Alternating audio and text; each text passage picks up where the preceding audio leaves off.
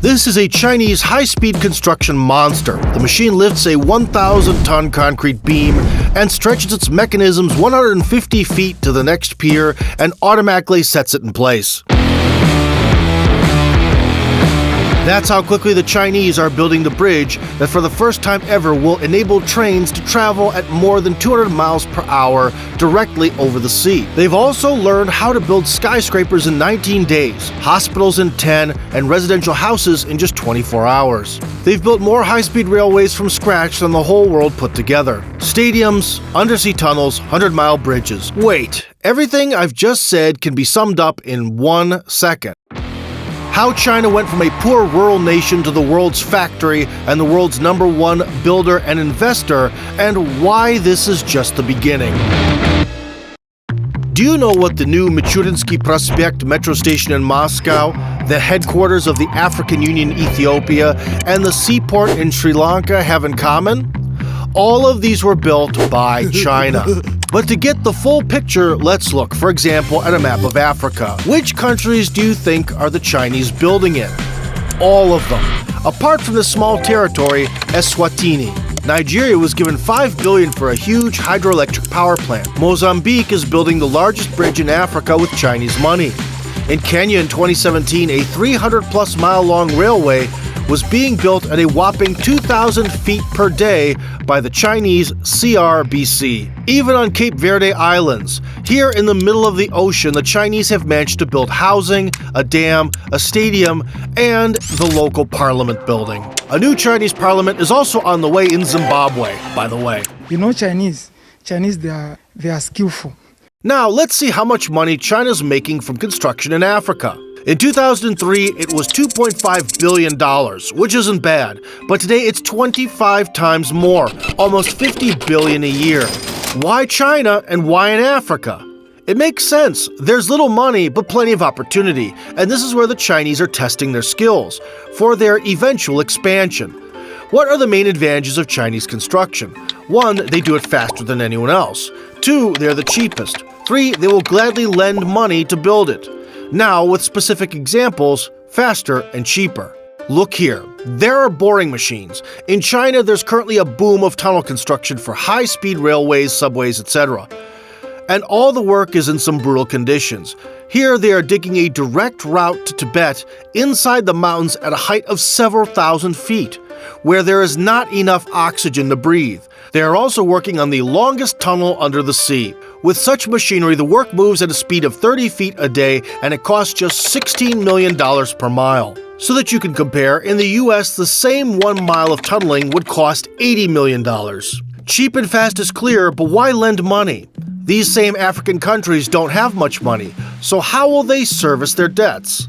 I'll explain it using examples. In 2008, Sri Lanka made an ambitious decision to invest in its own development and build a new deep-water port. But they had no money of their own, and relations with the West were strained. Eventually, the Chinese kindly agreed to build the port.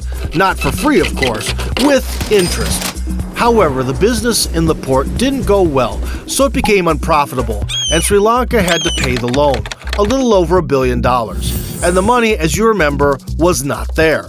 The kind Chinese people decided to forgive the debt on the condition that Sri Lanka would give them the lease of the port for 99 years. After all, they built it for a reason. And in 2017, Sri Lanka accepted. So, they were actually giving part of their territory, however small, to another country, China.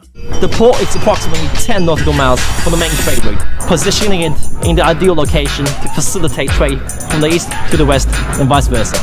By the way, the same thing could happen to the Kenyan port of Mombasa. It is where the Chinese built 500 miles of railway in record time. As you understand, it wasn't free either, but with the same interest. The Kenyan debt alone is already almost $5 billion. Well, I think the Chinese method is clear now. As the US President John Adams said, there are 2 ways to conquer and enslave a country. One is by the sword, the other is by debt. China has chosen the second, and so the Chinese construction drive, not just in Africa but around the world, is our new reality. But how did China make such a dramatic leap forward, and how much more power does it have? After all, if you remember in the mid-20th century, everyone was admiring the Japanese economy, their electronics, their construction technology, and then it all came to an abrupt halt. Let's rewind back 40 or better yet 50 years.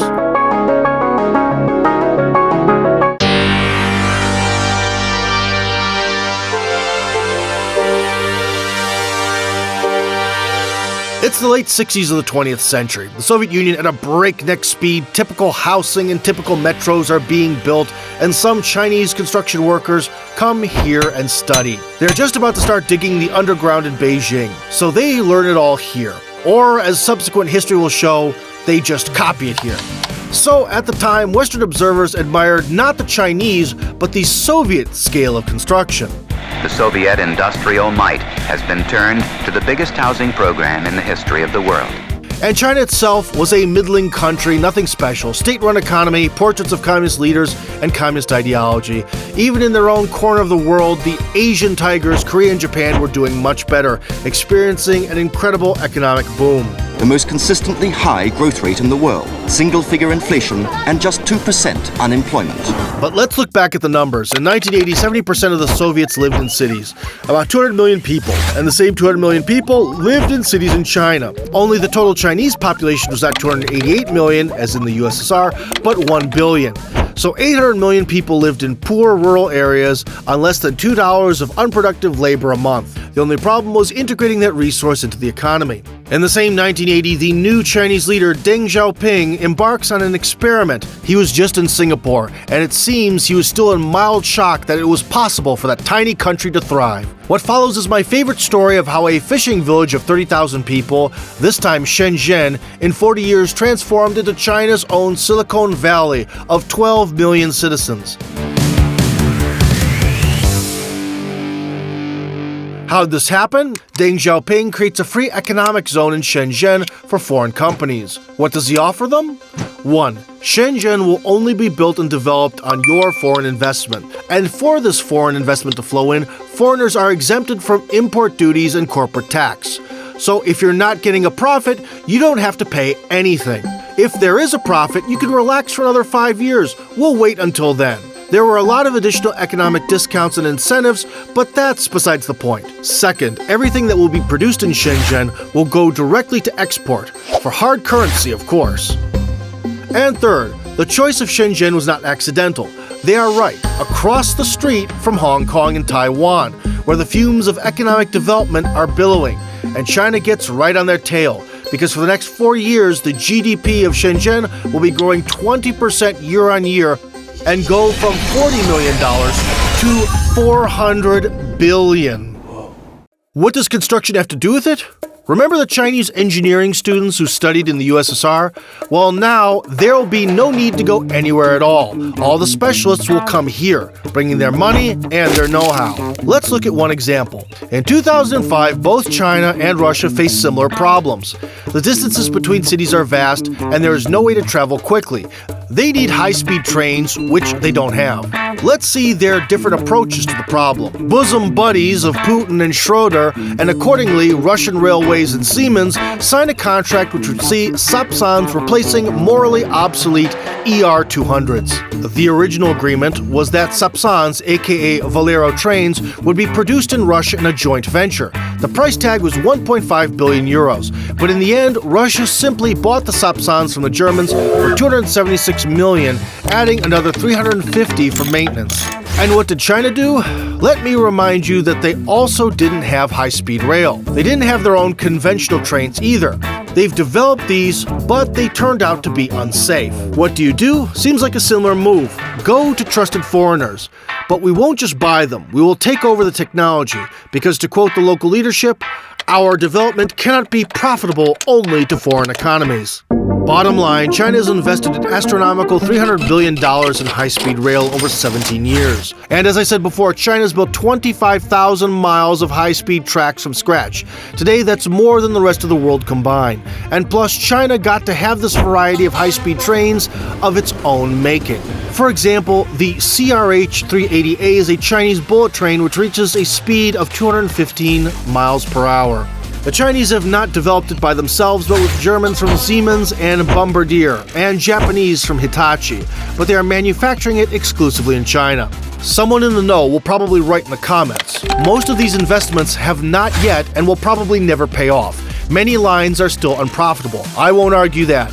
But this gigantic injection of resources in their own infrastructure has set in motion such a crazy process of developing their own technology that it will spill out and has already spilled out of China at a fantastic rate. They cannot stay inside physically. Here is an interesting example with skyscrapers. The Chinese love them. They've built as many of them in the last 30 years as all of America did in the 20th century. And if you look at the top 10 tallest buildings in the world today, half of them would be Chinese. And if you look beyond that on a list of the top 50 cities in the world with the tallest buildings, half of those 50 would also be Chinese. Why all this? Obviously, the entire history of mankind is measuring the length of our capabilities. So as soon as these capabilities emerge, we want to show them off, to make them as visible as possible. This is why every Chinese megapolis has its own record breaker: Shanghai, Shenzhen, Guangzhou, Tianjin, and Beijing. But 7 years ago, the Chinese decided to show not only how high they could go, but also how fast. In the city of Changsha, with a population of 8 million, they put together a 57-story skyscraper in 19 days. 10 years ago, they built 30 floors in 15 days. They use the same technology to assemble things like this. The point is that you don't even need concrete for this kind of construction, just a steel frame. All the modules are made by robots in the factory and then assembled on site like a Lego set. Using these steel frames, the Chinese decided to assemble the tallest buildings in the world, 220 stories in just 90 days. But then China suddenly decided to ban skyscrapers. Nothing taller than 1,500 feet can be built anywhere at all.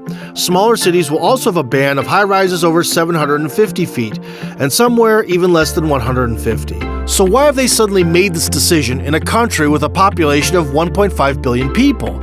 There's no other way than high-rise construction. First of all, look at the 1,000-foot glass and concrete tower over Shenzhen and the frightened people running away from the skyscraper. The race to build taller and faster has led to a safety problem. Secondly, think about it. These 40 years of continuous development have produced hundreds of millions of rich Chinese who want to live in comfortable green cities and not concrete jungles. This is no longer the situation of 40 years ago, when the vast majority were poor farmers freshly moved to the city in search of a better life and agreeing to anything. Now they have money, they have their own technology, and the African example shows that the Chinese will turn economic influence into a political advantage. Poor countries need the technology and infrastructure to avoid losing out to their neighbors, and so they'll have to build it. And that's where China will step in with its speed, cheapness, and credit line. But whoever gets in on this runs the risk of becoming the next Kenya, Sri Lanka, or Ecuador. A few years ago, the Chinese promptly built a hydroelectric power plant there, but after a while, dangerous cracks appeared in the dam. Downstream farms started experiencing floods, and the $1.7 billion loan is costing Ecuador $125 million annually in interest alone. Other huge loans have brought the country to the point where they have turned over 80% of all the oil they produce to Chinese companies. Now for the foundations of the Chinese wisdom, where all the gigantic profits and figures are coming from. China has already invested over $300 billion in African construction, but most of the factories, plants, roads, railways, and ports that have been built with Chinese money remain under Chinese ownership because of the debts. Millions of Chinese workers were paid for from the local budgets, and the locals themselves work for pennies. Chinese outward expansion is only going to accelerate because the resources within the country are already stretched. 65% of the population lives in cities. Russia was in a similar situation at the beginning of the 20th century. Its population was mostly farmers, but the country had to industrialize to leap forward. The Soviet Union essentially shifted the labor force from agriculture, where it was used inefficiently, to industry. Excluding the war years from 1928 to 1960, the Soviet economy grew at a rate of 6% a year, an apparent world fastest at the time, and there was essentially no technological breakthrough. Everything grew just from a more efficient allocation of manpower and state investment in new plants and factories. So China is doing something similar, investing in technology and building domestically, while internationally bending the weaker nations to their will in a quite cunning way.